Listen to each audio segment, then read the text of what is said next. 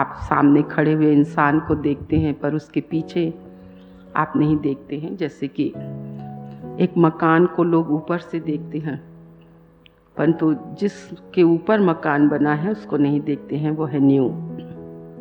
Hallelujah. नींव नीचे अंदर दबी हुई रहती है, वो बहुत गंदी होती है। उसको एक ही बार डाल दिया जाता है, उसके ऊपर दीवारें खड़ी होती हैं और उन दीवारों को बार बार पेंट किया जाता है, बार बार उसको अच्छा बनाया जाता है और लोग उस मकान को देखते हैं। वैसे ही कलीसिया में आप और हम सिर्फ एक दूसरे को ही देखते रह जाते हैं।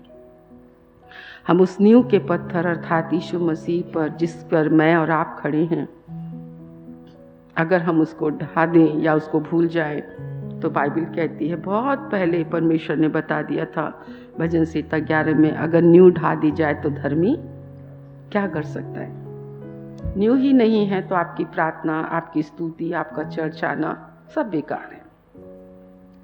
परंतु जब आपको मौका मिल रहा है, हम प्रभु का धन्यवाद करते हैं। कलीसिया से, प्रार्थना से कलीसिया बनी है और प्रार्थना से ही कलीसिया उन्नति पा रही है। प्रार्थना से ही परमेश्वर द्वार खोलते हैं, प्रार्थना में ही छुटकारा है, प्रार्थना में ही सब कुछ है। प्रार्थना परमेश्वर के साथ एक संगति है, सहभागिता है, सब कामों से बढ़कर। मिनिस्ट्री को परमेश्वर नहीं देखता। बहुत सारे सेवक मिनिस्ट्री करते हैं, वो लोगों के आसपास जाते रहते हैं, उनको सिखाते रहते, समझाते रहते हैं, वो मिनिस्ट्री करते हैं, चर्च चलाते हैं, परंतु उनके जीवन में परमेश्वर के साथ एकांत समय बहुत कम होता है, बहुत कम होता है। वो जीवन की रोटी ऊपर से नहीं प्राप्त करते हैं। आजकल तो गूगल के द्वारा लोग रोटी प्राप्त करते हैं, गूगल से ढूंढते हैं, गूगल से पॉइंट्स निकाल लेते हैं, गूगल से ऐसे करते हैं। और बाइबल कहती है वो दूसरों के मैसेज को चुरा चुरा कर ऐसे बोलते हैं मानो परमेश्वर उनसे बातचीत कर रहा है। ऐसे लोगों से हमें चौकस रहना है। और कभी खुदा भी आपको ऐसा बनाए तो आप कभी ऐसे प्रचारक, ऐसे पास्टर नहीं बनना कि दूसरों की रोटी को चुरा चुरा के आप ऐसे बोल रहे हैं मानो परमेश्वर ने आपसे बोला और बातचीत किया है। सो अगर आपको नहीं समझ में आ रहा है कि डेली प्रार्थना क्यों हो रही है, तो डेली प्रार्थना के द्वारा ही आपके जीवन संवरे हैं। आप डेली प्रार्थना में आए, इसलिए परमेश्वर ने आपको उठाया। फिर क्या हुआ, हम धीरे धीरे क्या हो गए, हम मिनिस्ट्री में बढ़ने लगे। पर प्रार्थना तो हमारी कलीसिया ने कभी प्रार्थना करना नहीं छोड़ा। बीते हुए साल में हमारी मंडे टू पूरे सैटरडे संडे तक हमारी प्रार्थनाएं चली, हर वीक, हर स्थानों में, हर घरों में, हर सड़कों में। और हम इन सब चीज़ों को, प्रार्थना के प्रभाव को हम देख रहे हैं। एक्सीडेंट कम होते हुए हम देख रहे हैं, बहुत सी बुराइयां खत्म हो रही हैं हम देख रहे हैं। हम आकाश की शक्तियों को आकाश में, पृथ्वी की शक्तियों को पृथ्वी में हम मारने की प्रार्थना करते हैं, हम बांधने और खोलने की प्रार्थना करते हैं। बाइबल कहती है ऊंचे पद वालों के लिए प्रार्थना करो, रईसों के लिए प्रार्थना करो, अधिकारियों के लिए प्रार्थना करो कि तुम चैन से रह सको। आज हम चैन से क्यों हैं? क्योंकि हम डेली प्रार्थना करते हैं। हम 15 अगस्त को प्रार्थना नहीं करते, हम 26 जनवरी को प्रार्थना नहीं करते, हम डेली प्रार्थना करते हैं। प्रार्थना एक आज्ञा है। यदि मेरी प्रजा के लोग जो मेरे कहलाते हैं, तो प्रार्थना में अगर आप देश के लिए प्रार्थना करते हो तो आपको प्रजा और परमेश्वर के कहलाना ज़्यादा जरूरी है।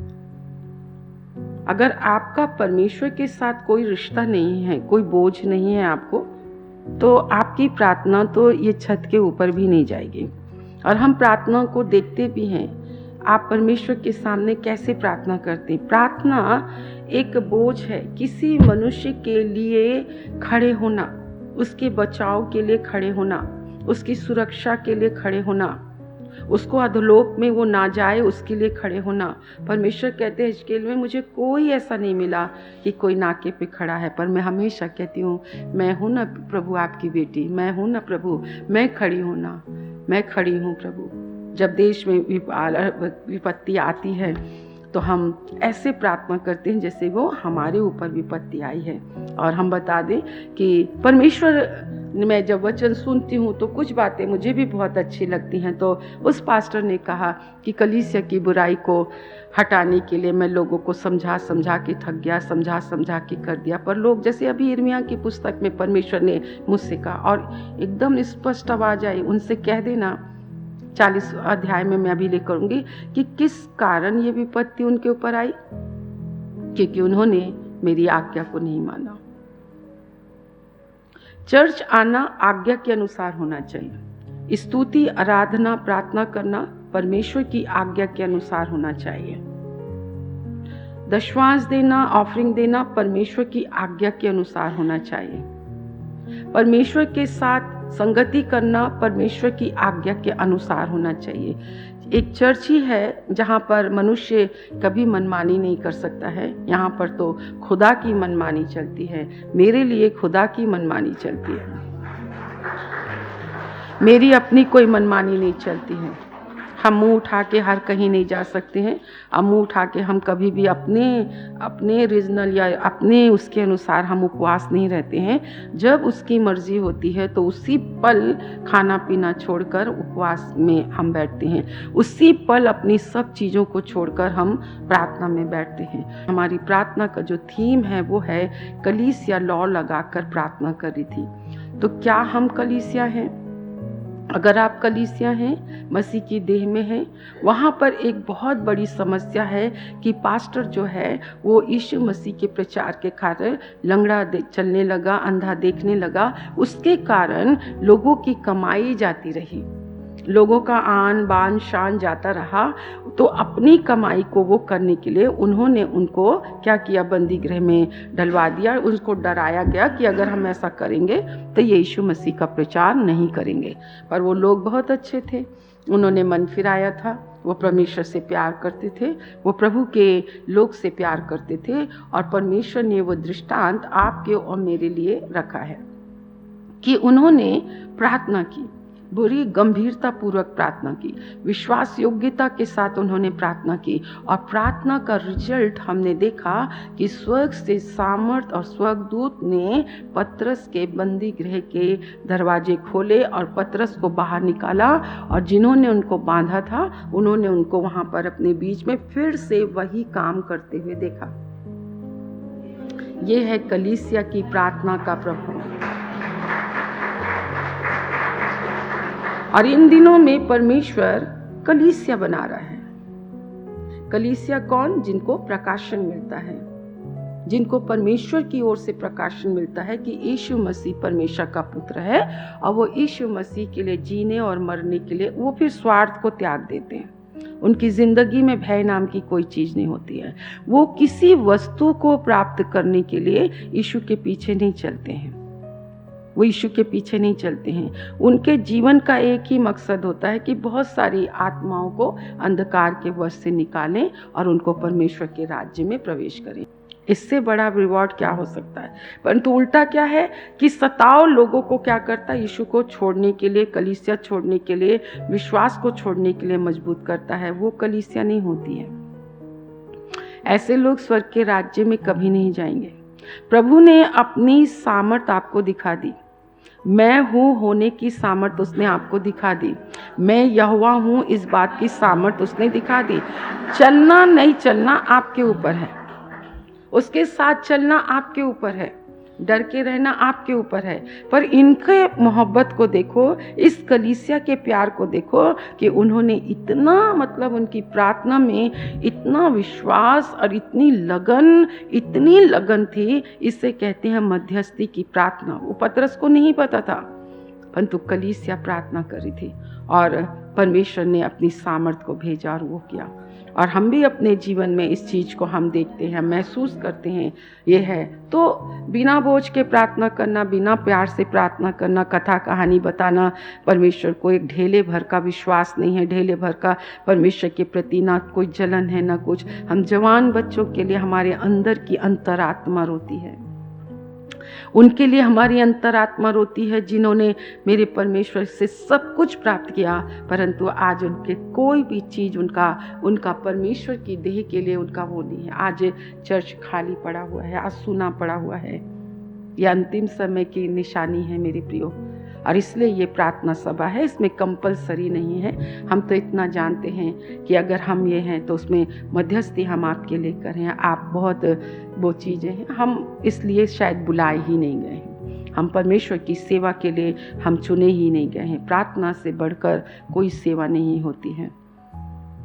एक समय होगा प्रचार सब बंद हो जाएगा, परंतु आशा ही जीवित रहेगी और विश्वास ही जीवित रहेगा और प्रेम ही जीवित रहेगा, और वो है परमेश्वर के साथ संगति और सहभागिता। हालेलुया। सो मेरे साथ निकालेंगे गलातियों की पुस्तक उसका 5वां अध्याय और 16 वचन को आप अपने स्थान में जोर से पढ़ें। यदि आप आत्मा के अनुसार चलोगे तो आप शरीर की लालसा को किसी भी रीति से पूरी करने की कोशिश नहीं करोगे। आत्मा से चलने वालों के लिए ये कितना अच्छा एक प्रमाण है, तस्वीर है। गलातियों की पुस्तक 5वां अध्याय 16 वचन। आपको परमेश्वर का वचन आपके और मेरे लिए दोष लगा रहा है। पौलुस गलातिया की कलीसिया को दोष लगा रहा है। क्या दोष लगा रहा है? 16 वचन। पर मैं कहता हूँ आत्मा के अनुसार चलो तो तुम शरीर की लालसा किसी रीति से पूरी ना करोगे। तो कितने लोग आत्मा के अनुसार चलना चाहते हैं? अगर आत्मा के अनुसार चलना चाहते हैं तो आपका क्या होगा? आपकी शरीर की लालसाएं और शरीर की अभिलाषाएं अपने आप ही तुम क्या हो जाओगे? वो हो जाएगा। ओके, उसके 25 वचन से पढ़ें, 25 वचन को पढ़ें। यदि हम आत्मा के द्वारा जीवित हैं तो आत्मा के अनुसार चलें। यदि आप कहते हो कि आपके अंदर पवित्र आत्मा है तो आप शरीर के अनुसार क्यों चलते हैं? आपको आत्मा के अनुसार चलना है। अब शरीर और आत्मा में बहुत भेद है। कलीसिया जो नए नियम की कलीसिया है, नए नियम की कलीसिया में आपको और मुझको पवित्र आत्मा से परिपूर्ण होना, पवित्र आत्मा से भरना, आत्मा के अनुसार चलना, शरीर की इच्छाओं को मारना, शरीर की लालसाओं को मारना हमारे लिए बहुत ज़्यादा जरूरी। चुनाव आपका है, सामने से प्रचार हो रहा है। बाइबल क्या कहती है? यदि हम आत्मा के द्वारा जीवित हैं तो आत्मा के अनुसार चले भी।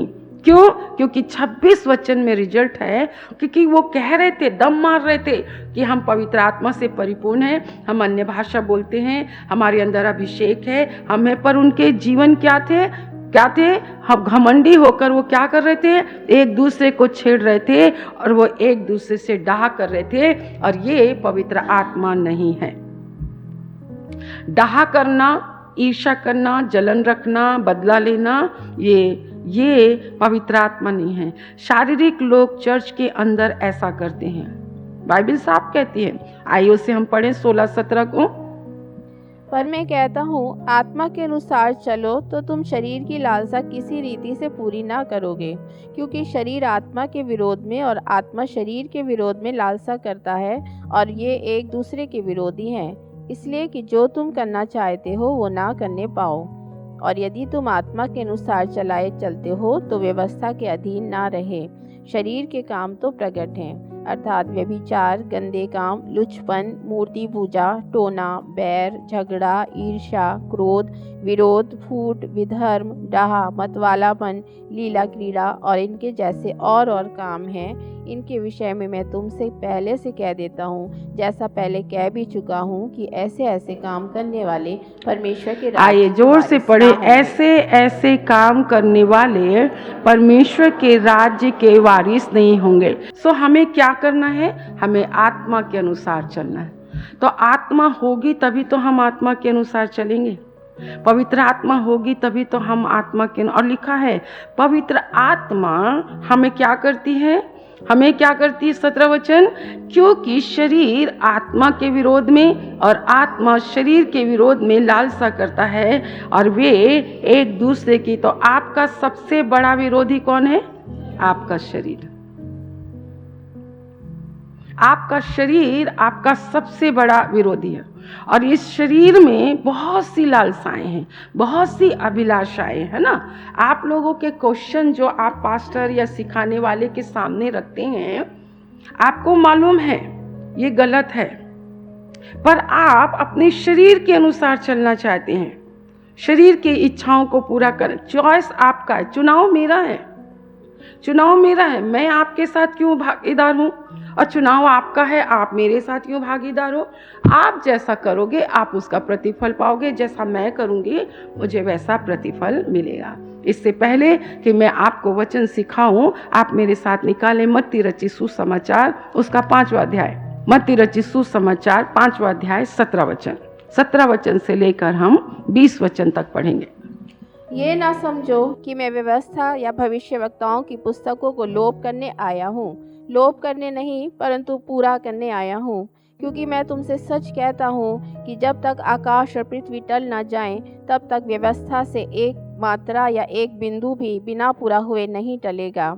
इसलिए जो कोई इन छोटी से छोटी आज्ञाओं में से किसी एक को तोड़े और वैसा ही लोगों को सिखाए, वो स्वर्ग के राज्य में सबसे छोटा कहलाएगा।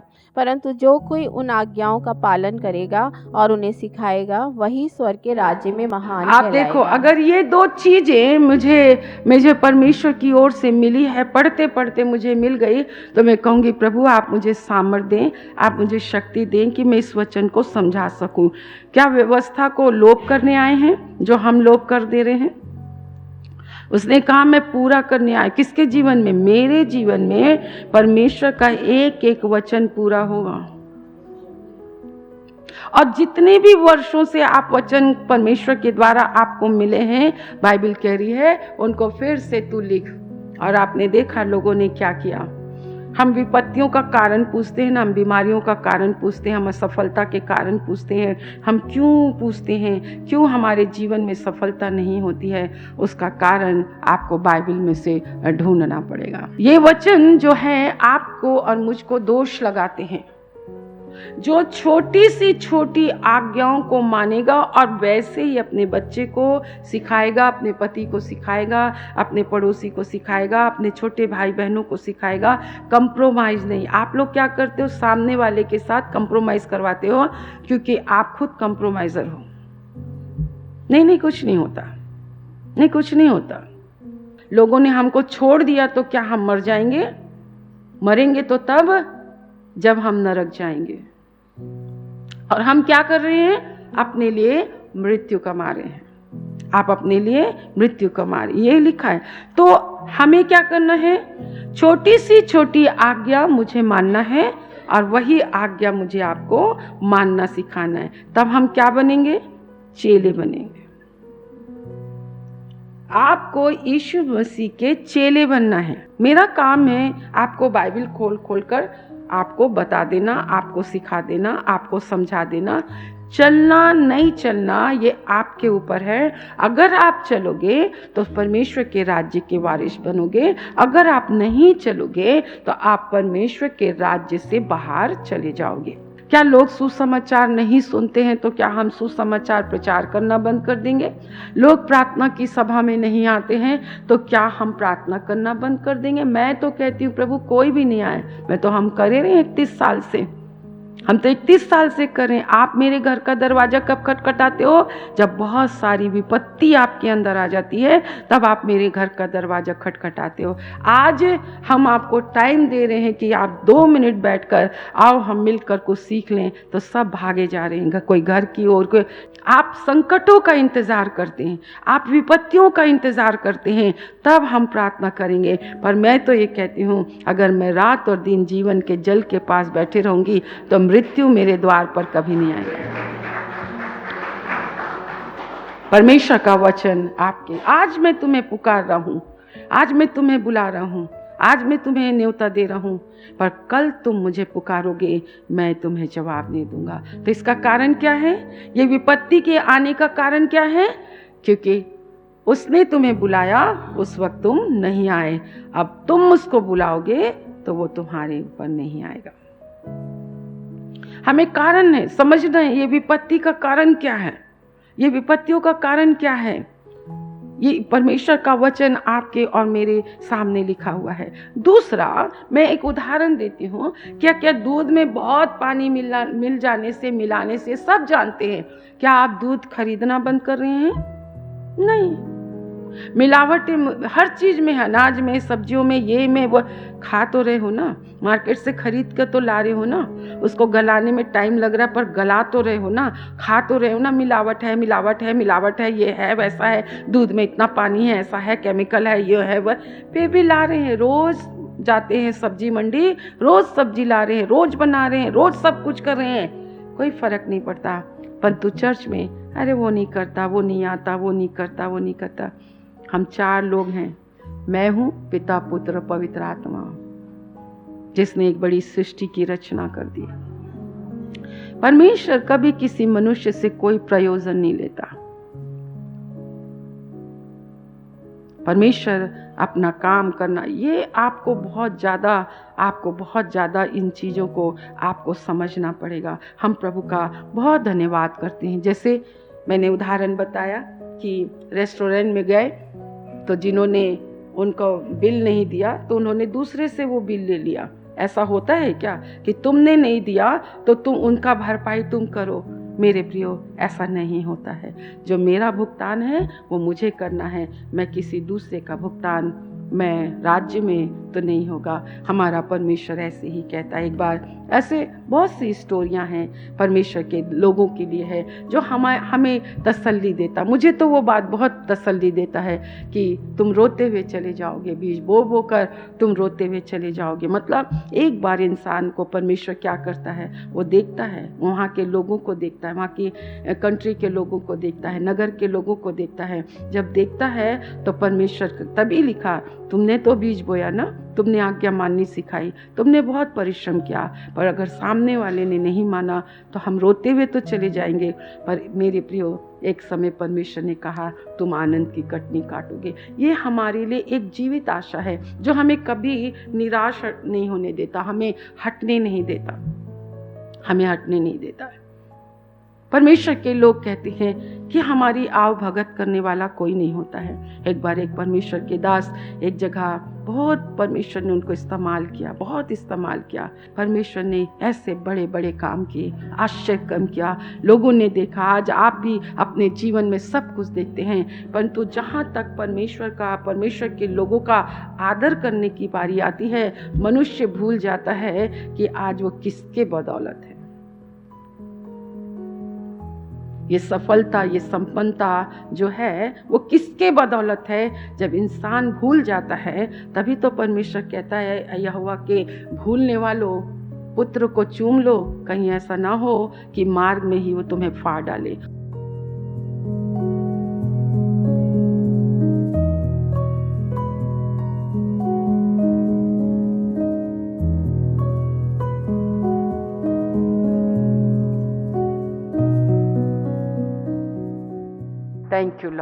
Thank you Lord. इस तेल और जल को छू लीजिए। यीशु के नाम से यीशु का लहू बन जाए, यीशु के नाम से यीशु का लहू बन जाए, यीशु मसीह नासरी के नाम से यीशु का लहू बन जाए, यीशु मसीह नासरी के नाम से यीशु का लहू बन जाए। आपके वचन की सामर्थ, पवित्र आत्मा की सामर्थ के द्वारा प्रभु वो खुदावंद ये तेल छू लीजिए।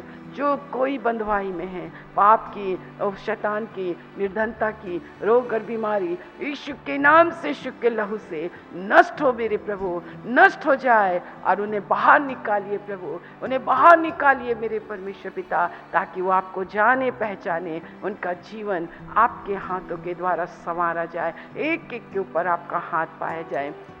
एक एक को छू लीजिए। जो कोई विश्वास से पिए लगाए वो चंगा हो जाए मेरे परमेश्वर। अगर अड़ोसी पड़ोसी कोई बीमार हो मेरे परमेश्वर, जब उन्हें दें वो भी चंगा हो जाए। हालेलुया। लोगों को परमेश्वर बाहर निकालिए अंधकार की शक्तियों से और लोग आपकी शरण में आए और परमेश्वर आशीषित हो और मेरे प्रभु परमेश्वर पिता उनके जीवन में आपका राज्य स्थापित हो। आपने सुना है, धन्यवाद। यीशु के नाम से आमीन।